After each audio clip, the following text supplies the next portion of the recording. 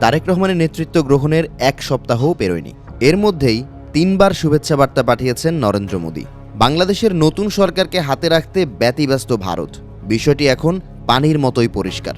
তবে বিএনপি সরকারের নেতৃত্বে নতুন বাংলাদেশের পররাষ্ট্রনীতি আমূল বদলে গেছে, যার প্রমাণ রেখে গেছে ভারতীয় এয়ারলাইন্সের বাংলাদেশের আকাশসীমা ব্যবহারের উপর নিষেধাজ্ঞা।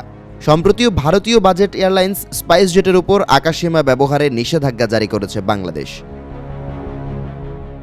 বকেয়া নেভিগেশন চার্জ পরিশোধ না করায় নেওয়া হয়েছে এই সিদ্ধান্ত। নতুন সরকারের এই সিদ্ধান্তে চরম বিড়ম্বনায় পড়েছে স্পাইসজেট। বিশেষ করে কলকাতা থেকে উত্তর পূর্ব ভারতের গুয়াহাটি বা ইম্ফলগামী বিমানগুলোকে এখন বাংলাদেশের আকাশপথ এড়িয়ে অনেকটা পথ ঘুরে গন্তব্যে পৌঁছাতে হচ্ছে। বাংলাদেশ বিমান চলাচল কর্তৃপক্ষ জানিয়েছে, আকাশসীমা ব্যবহারের ফি বাবদ স্পাইসজেটের কাছে বড় অঙ্কের পাওনা রয়েছে। দীর্ঘ সময় ধরে তাগাদা দেয়া সত্ত্বেও সংস্থাটি সেই বকেয়া মেটাতে কর্ণপাত করেনি।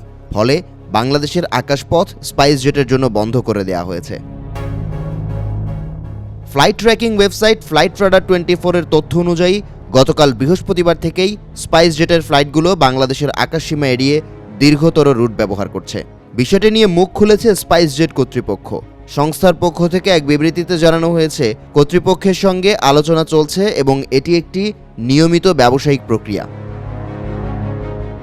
তাদের দাবি, বিমান পরিষেবা সম্পূর্ণ সচল রয়েছে এবং কোনো ফ্লাইট বাতিল হয়নি। বকেয়া পরিশোধের বিষয়টি গঠনমূলক আলোচনার মাধ্যমে দ্রুত সমাধানের চেষ্টা চলছে। সংস্থাটি তাদের সক্ষমতা বাড়াতে কাজ করছে এবং 2026 সালের মধ্যে দৈনিক 300টির বেশি ফ্লাইট চালানোর লক্ষ্যমাত্রা নিয়েছে।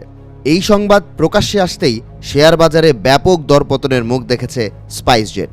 এদিকে 1.5 বছর বন্ধ থাকার পর আবারও বাংলাদেশিদের জন্য সচল হচ্ছে ভারতের ভিসা।